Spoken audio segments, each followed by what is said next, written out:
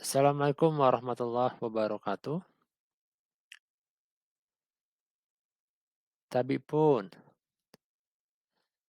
seperti pertemuan sebelumnya, kita telah membahas tentang apa itu algoritma dan pemrograman.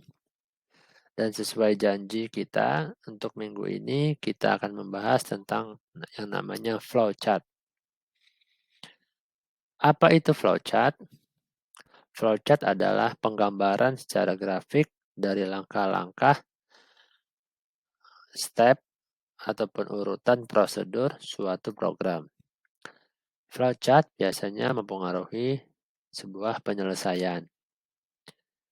Nah, dari flowchart ini kita bisa menentukan langkah-langkah apa saja, step-step apa saja dari awal hingga akhir dalam melakukan atau pembuatan suatu program atau aplikasi. Apa sih tujuan dari flowchart? Tujuan dari flowchart yang pertama untuk menggambarkan suatu tahapan penyelesaian masalah atau program yang ada menjadi lebih terurai, lebih rapi, dan mudah dipahami dengan simbol-simbol standar. Yang kedua, untuk membantu menentukan apakah langkah yang telah dibuat itu sudah logis atau tidak. Sehingga mempermudah kita menemukan debug atau error akibat proses yang belum tepat ataupun langkah yang tidak tepat. Yang ketiga, menjadi dokumentasi.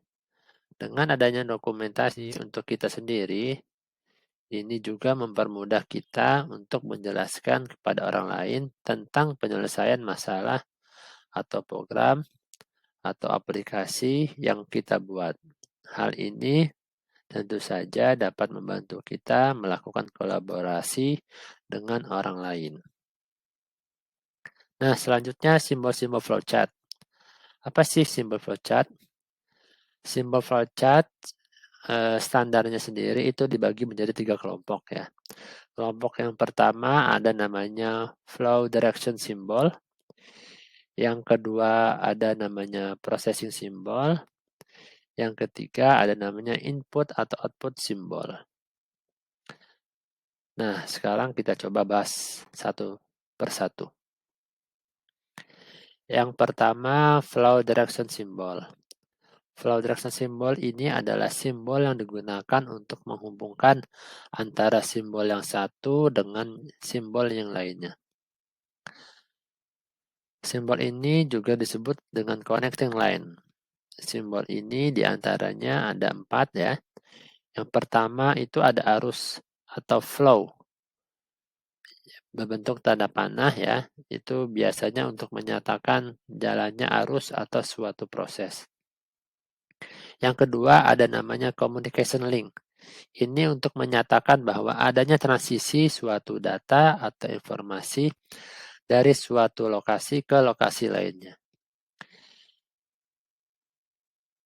Yang selanjutnya ada namanya offline connector.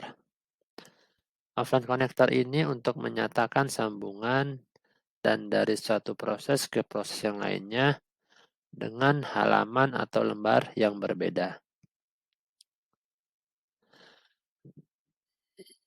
Dan yang terakhir ada namanya konektor. Konektor ini untuk menyatakan sambungan dari satu proses ke proses lainnya dalam halaman atau lembar yang sama. Kelompok yang kedua ada namanya processing symbol. Nah, processing symbol ini untuk menunjukkan jenis operasi pengolahan dalam suatu proses atau prosedur. Simbol ini memiliki nama dan fungsinya masing-masing. Kita mulai dari yang paling atas ya. Simbol ini berbentuk persegi panjang yang dinamakan proses ya. Simbol proses ini fungsinya untuk memproses suatu kegiatan yang dilaksanakan oleh komputer. Biasanya dia menghasilkan perubahan terhadap data ataupun juga informasi. Kemudian ada simbol manual.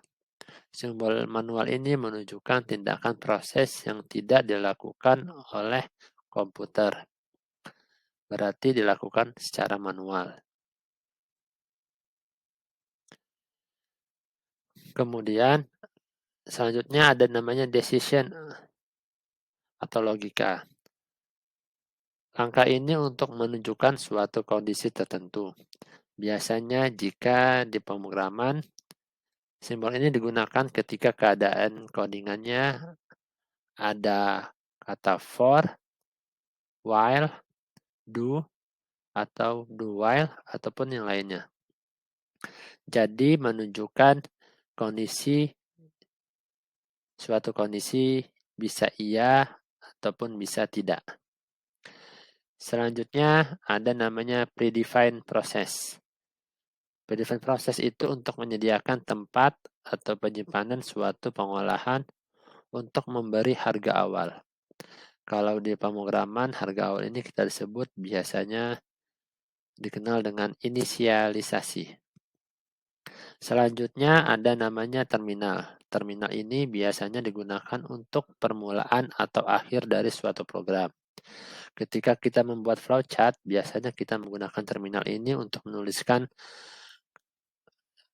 kegiatan atau aktivitas mulai ataupun selesai. Ataupun bahasa Inggrisnya itu start atau end. Selanjutnya ada namanya offline storage. Offline storage ini adalah data dalam simbol yang akan disimpan ke suatu media tertentu. Dan yang terakhir ada namanya manual input. Manual input untuk memasukkan data secara manual dengan menggunakan online keyword.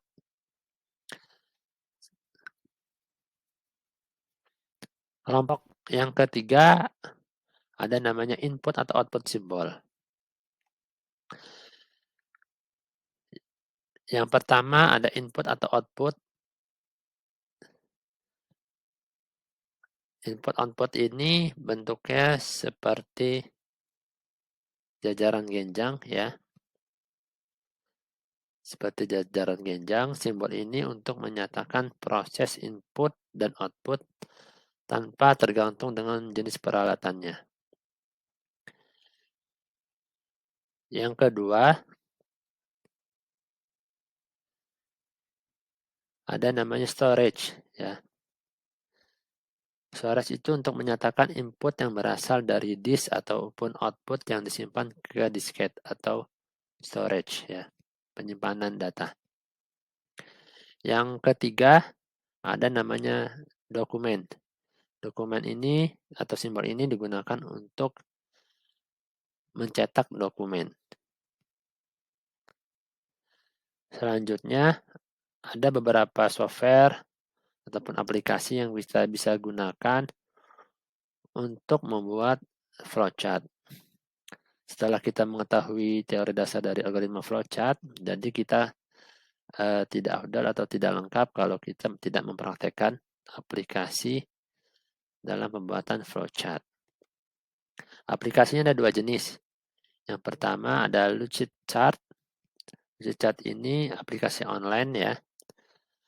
Rekomendasinya gratis, tetapi ini terbatas, hanya beberapa lembar saja, hanya beberapa chart saja yang bisa kita gunakan. Kemudian yang selanjutnya ada namanya eDraw ya. eDraw ini aplikasi offline. Kalau tadi Lucidchart adalah online, kalau ini aplikasi offline, kita perlu install dulu ya. Ataupun nanti ada aplikasi-aplikasi atau baik online maupun offline yang gratis.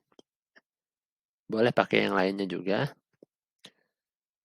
Dan nanti Lucidchart dan Drawsoft akan saya masukkan ke link deskripsinya. Description box. Selanjutnya yang terakhir, di video selanjutnya kita akan mempraktekkan bagaimana membuat flowchart ya, memakai Lucidchart sehingga Sampai jumpa dengan video selanjutnya. Lebih kurang saya minta maaf. Saya akhiri. Wassalamualaikum warahmatullahi wabarakatuh.